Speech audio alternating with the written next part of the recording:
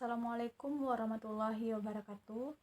Baiklah, perkenalkan nama saya Laura Delita dengan NPM 18010023 akan menjelaskan mengenai proposal penelitian. Yang pertama yaitu latar belakang masalah. Pendidikan adalah suatu usaha sadar untuk menumbuh kembangkan potensi sumber daya manusia atau SDM. Pendidikan merupakan satu-satunya cara agar manusia dapat menjadi lebih baik dalam meningkatkan sumber daya manusia, sehingga dapat mengimbangi setiap perkembangan yang terjadi agar tidak tertinggal jauh dari kemajuan teknologi. Di dalam dunia pendidikan, terdapatnya metode-metode belajar yang digunakan untuk membantu suatu proses belajar mengajar. Metode pembelajaran itu adalah dengan cara yang digunakan untuk mengimplementasikan rencana yang sudah disusun dalam kegiatan nyata agar tujuan yang telah disusun tercapai secara optimal menurut Sanjaya 2016. Masa darurat penyebaran COVID-19. Poin yang kedua yaitu proses belajar dari rumah dilaksanakan dengan ketentuan sebagai berikut. Yang pertama, belajar dari rumah melalui pembelajaran daring atau jarak jauh yang dilaksanakan untuk memberikan pengalaman belajar yang bermakna bagi siswa tanpa terbebani tuntutan. Yang kedua, belajar dari rumah dapat difokuskan pada pendidikan kecakapan hidup antara lain mengenai pandemi COVID-19. Selanjutnya, aktivitas dan tugas pembelajaran belajar dari rumah dapat bervariasi antar siswa sesuai minat dan kondisi masing-masing, termasuk mempertimbangkan kesenjangan akses atau fasilitas belajar di rumah. Selanjutnya, bukti atau produk aktivitas belajar dari rumah diberi umpan balik yang bersifat kualitatif dan berguna dari guru tanpa diharuskan memberi skor atau nilai kuantitatif. Pembelajaran secara online atau daring dilakukan melalui berbagai aplikasi yang dapat menunjang proses pembelajaran dari aplikasi tatap muka seperti Zoom, Google Meeting, dan platform media online seperti Google Classroom, WhatsApp Group, dan sebagainya. Aplikasi Google Classroom dipilih untuk membantu siswa dan guru sebagai pengajar melakukan proses belajar secara online. Google Classroom merupakan aplikasi berupa learning system manajemen yang disediakan Google dan bisa dihubungkan dengan email sehingga mudah untuk diakses.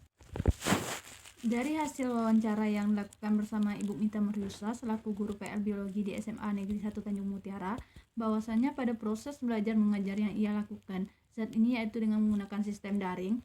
Sistem daring ini menggunakan Google Classroom, di mana metode yang digunakan saat proses belajar mengajar yaitu hanya metode diskusi saja. Dengan adanya metode diskusi terlihat tidak aktifnya peserta didik dalam melakukan diskusi. Itu menjadi salah satu kesulitan yang dialami saat proses daring. Selain itu, peserta didik juga tampak mengabaikan apa yang diminta oleh guru dan tidak terlihatnya suatu kreativitas seorang murid dalam melakukan pembelajaran daring. Selanjutnya, batasan masalah. Berdasarkan latar belakang di atas, maka peneliti membatasi masalah sebagai berikut. Yang pertama, terfokusnya pada penggunaan media pembelajaran yang menggunakan Google Classroom. Yang kedua, terfokus kepada bagaimana metode kreativitas yang dilakukan guru saat daring.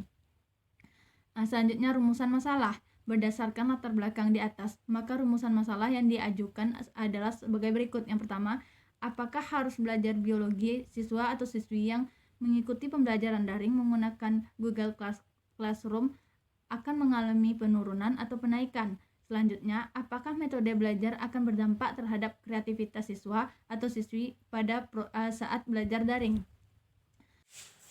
Selanjutnya, tujuan penelitian. Berdasarkan latar belakang, batasan masalah, serta rumusan masalah yang tertera, maka tujuan dari penelitian ini adalah sebagai berikut. Yang pertama, untuk mengetahui hasil belajar biologi siswa-siswi yang mengikuti pembelajaran daring menggunakan Google Classroom akan mengalami penurunan atau penaikan.